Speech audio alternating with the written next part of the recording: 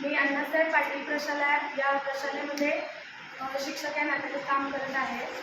तर आज आपल्या या ठिकाणी सारथी युथ फाउंडेशन यांचे रामचंद्र वाघमारे सर यांनी जे काही आम्हाला मार्गदर्शन केलं, माझ्या शाळेतील मुलांना 8वी ते 10वी इयत्तेतील मुलांना जे मार्गदर्शन केले आहे, त्याच्यामध्ये प्रथम त्यांनी आपल्याला तंबाखू व्यसनमुक्तीबद्दल आपलं एक सत्र घेतलेलं आहे। त्या सत्रामध्ये त्यांनी सांगितलंय की तंबाखूची सुरुवात आपल्या भारतामध्ये केव्हापासून झाली आणि तेव्हापासून म्हणजे 1961 पासून तेव्हापासून आपल्या भारतामध्ये या तंबाखूने प्रवेश केला आणि या तंबाखूने जो प्रवेश केला तो आता अगदी भारतीयांच्या प्रत्येक कुटुंबामध्ये या तंबाखूने प्रवेश केलेला आहे।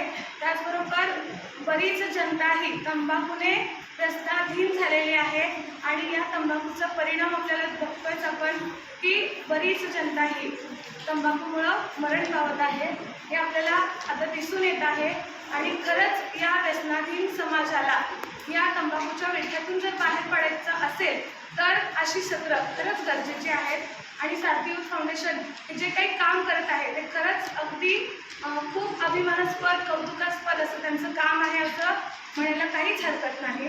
त्याचबरोबर सरांनी HIV असेल, एड्स असेल किंवा गुप्तरोग या संदर्भात जी काही माहिती दिलेली आहे, खरं तर यासारख्या विषयावरती आपण उघडपणे बोलत नाही, कारण लाजतो आपण। समाजातली जी काही मानसिक प्रवृत्ती आहे आपली, त्या प्रवृत्तीमुळे म्हणून किंवा पुरुषप्रधान संस्कृतीचा आपल्या भारतीय संस्कृतीवर असलेला परिणाम म्हणून आपण लगेच लाजतो आणि या विषयांवरती आपण स्पष्टपणे उघडपणे बोलत नाही।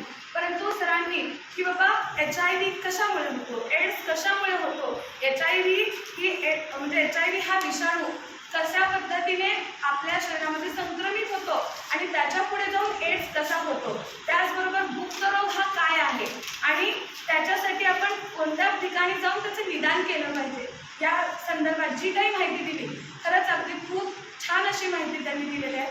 त्यामुळं मी माझ्या शाळेतर्फे संस्थेतर्फे